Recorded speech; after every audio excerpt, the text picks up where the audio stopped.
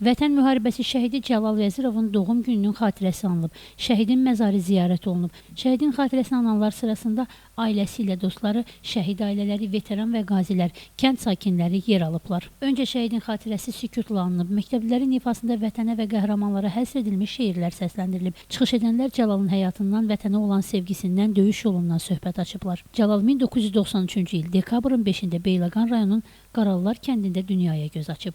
Sentyabrın 27-də Ermənistan hərbi birləşmələrinin təxribatına qarşı başlanan əks hücum zamanı ilk döyüşə atılanlar sırasında Cəlal da yer alıb.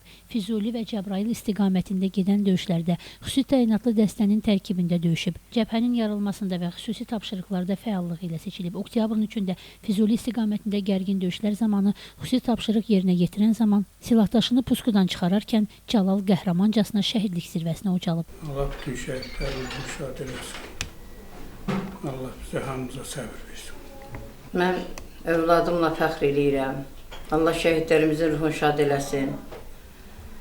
Cəlal bu dünyaya gəlişi ilə bir qəhrəman gəlmişdi bu dünyaya. Doğrudan da güclü, qüvvətli. Allah onda hər şeyi fərqli yaratmışdı. Qardaşım igidliyi, mərdliyi, vətənə olan sevgisinə görə həmişə bizim fəxrimiz olub. Başımızın ucalığı olub. İndi isə damarında Azərbaycan qanı axan hər bir kəsin qürur mənbəyidir, baş ucalığıdır. Bu günləri qardaşımın mövludu günüdür.